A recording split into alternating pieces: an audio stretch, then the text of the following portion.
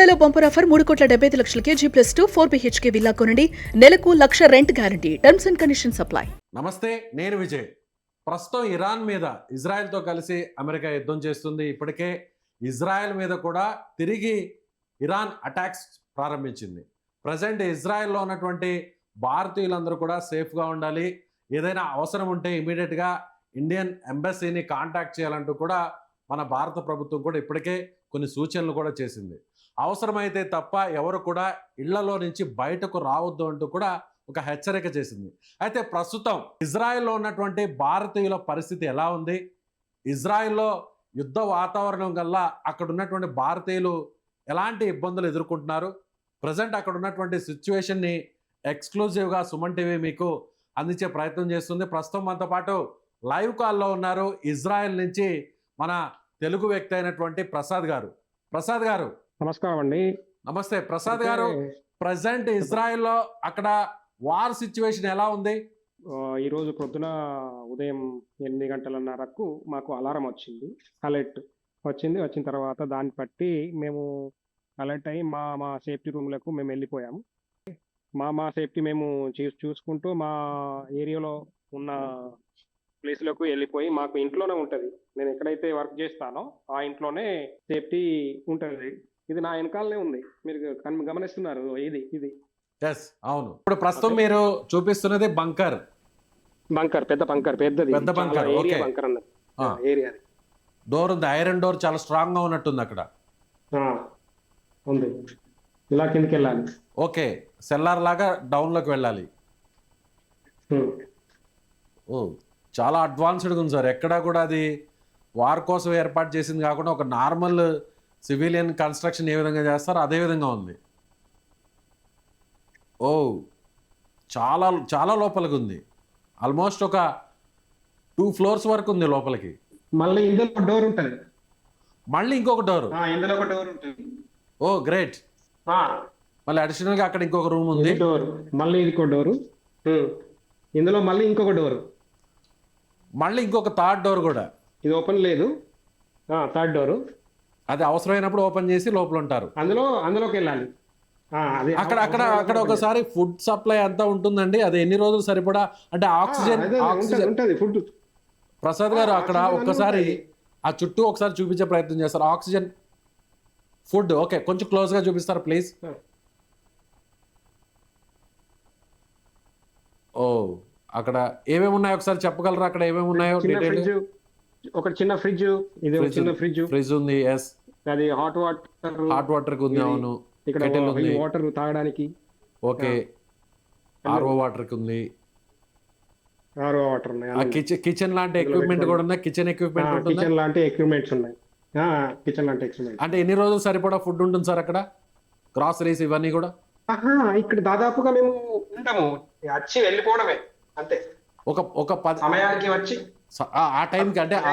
అంటే ఇప్పుడు ఒకవేళ ఇజ్రాయెల్ గవర్నమెంట్ అలర్ట్ ఇచ్చినప్పుడు మీరు ఆ బంకర్లోకి వెళ్ళిపోతారు. వెళ్ళిపోతాం. ఒక్కసారి ఇంకొకసారి అక్కడ ఆక్సిజన్ ఎలా వస్తుంది ఏంటి? ఆక్సిజన్ ఎలా వస్తుంది అనేది బయట నుంచి చూపిస్తాం. Yes please. అంటే దాదాపుగా ఒక 2 అంతస్తుల లోపల సెల్లార్ మనకి అపార్ట్మెంట్స్ లో. ఇది మన కిందికి వెళ్ళడానికి మెట్లది. అవును, ఇక్కడ ఆక్సిజన్ వెళ్ళడానికి. ఓకే, అంటే ఒక ఏసీ లాంటి ఒక ఎగ్జాస్ట్ మనకి. ఐ మీన్ ఇక్కడ ఏసీ ఉంటది. ఏసీ ఒకవేళ ఇన్ కేస్ పవర్ అక్కడ ఆగిపోయినప్పుడు ఎలా సార్? ఆక్సిజన్ అది ఎలా? పవర్ ఆగిపోయినప్పుడు పవర్ ఆగిపోదు. 99% పవర్ ఆగిపోదు. పవర్ ఆగిపోతే ఇందులో నుంచి ఆక్సిజన్ వెళ్తుంది. ఈవెన్ పవర్ ఆగిపోయినా కూడా ఆక్సిజన్ వెళ్తుంది. ఇంకొక విషయం ఏంటి అని అంటే, ఇక్కడ ఇది చూసారా, ఇది చిన్నది. ఓ, ఇది పైపు. అది న్యాచురల్ గా ఆక్సిజన్ వెళ్ళడానికి. న్యాచురల్ ఎలాంటి ఎక్విప్మెంట్ తో పని లేకుండానే ఆక్సిజన్ వెళ్తుంది. సో అందుకే ఇజ్రాయెల్ ని అడ్వాన్స్డ్ టెక్నాలజీ ఉన్న కంట్రీ అంటారేమో, బహుశా ఇందుకేనేమో. అంతే. సో ప్రతి పౌరుడు కూడా అక్కడ జాగ్రత్తగా ఉండాలి, సేఫ్ గా ఉండాలి అనేది ఇజ్రాయెల్ తీసుకున్నటువంటి ప్రథమ కర్తవ్యంలో అదొక భాగం కొనుక్కోవచ్చు. అంతేనా? అంతే. ముందు మన దేశంలో ఉన్న పౌరులు ఓకే, మంచి భద్రత ఇవ్వాలి, సెక్యూరిటీ ఇవ్వాలి, వాళ్ళు సేఫ్గా ఉండాలి. ఆ తర్వాతే ప్రపంచ దేశాలు వేరే ఇతర దేశాల మీద, శత్రు దేశాల మీద ఆధిపత్యం చలాయించాలి అంటారు, అంతేనా? అంతే అంతే అంతే. Right sir. ఇక్కడి పౌరులను ఫస్ట్ సేఫ్టీగా చూసుకొని తర్వాత మిగతా వాళ్ళతో వీళ్ళు యుద్ధం చేస్తారు. ఇరాన్ మిసైల్ అక్కడ నుంచి లాంచ్ చేసే సమయానికి మాకు ఇక్కడికి వచ్చే వరకు కనీసం 10 to 15 minutes టైం ఉంటుంది. ఆ ఓకే, లోపు మేము ఇందులోకి వెళ్ళి మా సేఫ్టీ మేము చూసుకొని అందులో మేము ఉండడానికి ప్రయత్నం చేస్తాం.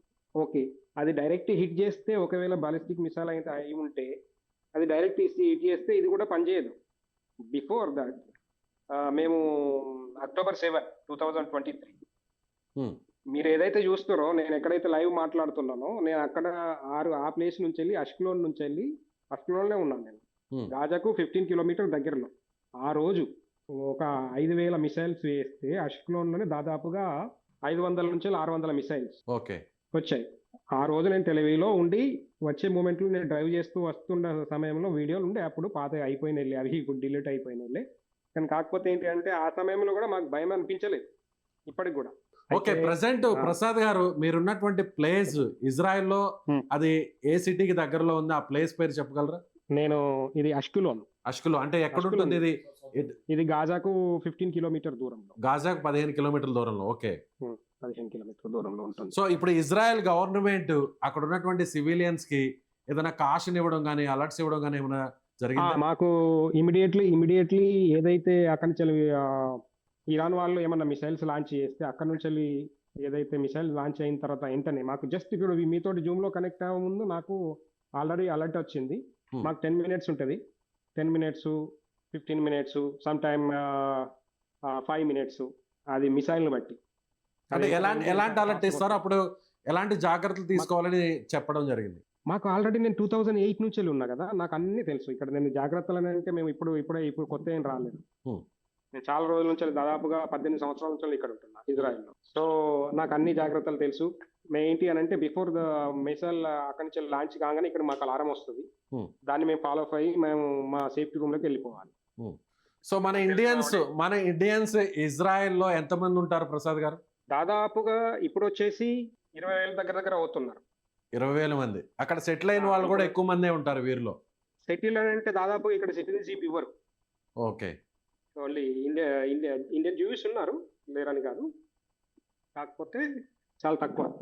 మీరు అక్కడ ఏం చేస్తుంటారు? మీరు అక్కడ కేర్ టేకర్. ఎన్ని సంవత్సరాల కిందట వెళ్ళారు ప్రసాద్ గారు మీరు? 2008లో వచ్చాను. ఓకే, సో మీరు ఇక్కడ మన తెలుగు స్టేట్స్ లో ఏ ప్రాంతానికి చెందినవారు మీరు? నేను తెలంగాణ సిరిసిల్ల జిల్లా. నిజంగా గ్రేట్. థ్యాంక్ యూ అండి. థ్యాంక్ యూ ప్రసాద్ గారు. ఇప్పుడు అక్కడ ప్రజెంట్ యుద్ధం నడుస్తున్నా కూడా చాలా ధైర్యంగా, సాహసోపేతంగా సుమన్ టీవీకి మీరు అక్కడ ఉన్నటువంటి వాస్తవ పరిస్థితులను లైవ్ ద్వారా మీరు చూపిస్తున్నారు. Thank you. ఇందులో పడి అంటే ఆ రోజు ఎవరు చనిపోలేదు, కాకపోతే ఏంటి అంటే ఇందులో ఎవరు లేరు ఆ టైంలో కూడా. ఓకే, ఇంట్లో ఇది మాకెందుకు ఇక్కడ మాకు అటాక్ అవుతుందని అంటే మా ఇంటి దగ్గరనే దాదాపుగా 100-150 దూరంలో పోలీస్ స్టేషన్ ఉంటుంది. వాళ్ళు దాన్ని టార్గెట్ చేయబోయి మా దగ్గరికి వచ్చి పడతాయి అన్నమాట. దాదాపుగా అప్పట్లో మీరు విన్నారా, ఒక ఆవిడ కేరళ ఆవిడ చనిపోయింది, సౌమ్య. అవును. ఆవిడ కూడా నాకు ఒక 150 మీటర్ దూరంలో ఉంటుంది. సో థ్యాంక్ యూ అండి. సో థ్యాంక్ యూ ప్రసాద్ గారు. చూసారుగా, ఇది ఇజ్రాయెల్ నుంచి అక్కడ తాజా పరిస్థితిని ప్రత్యక్షంగా అక్కడ ఉన్నటువంటి వార్ సిచ్యువేషన్ని మన తెలుగు వ్యక్తి అయినటువంటి ప్రసాద్ గారు చూపించారు. ప్రతి ఇంటిలో కూడా బంకర్ అనేది ఉంటుంది. ఎలాంటి అత్యవసర పరిస్థితులు వచ్చినా, యుద్ధం జరిగినా కూడా, ఒకవేళ బాలిస్టిక్ మిసైల్ పడినా కూడా ఏం కాని విధంగా అక్కడ బంకర్ని నిర్మిస్తారు. ఇది ఒక మ్యాండేటరీ అంటూ కూడా అక్కడ ఉన్నటువంటి సిచ్యువేషన్ని మన తెలుగు వ్యక్తి అయినటువంటి ప్రసాద్ గారు చాలా డీటెయిల్డ్గా, ఎక్స్క్లూజివ్గా సుమన్ టీవీకి అందించారు. సో మీకేమనిపిస్తుంది? ఇజ్రాయెల్కి మన ఇండియన్ సపోర్టు ఎంతవరకు ఉంటుంది? ఇజ్రాయెల్ మన ఫ్రెండ్లీ కంట్రీ కాబట్టి ఇజ్రాయెల్ ఈ యుద్ధంలో గెలిచే అవకాశం ఎంతవరకు ఉంది? ఎంటైర్ ఈ వార్ ఎపిసోడ్ మీద మీ అభిప్రాయాన్ని కామెంట్ రూపంలో తెలియజేయండి. Thank you so much.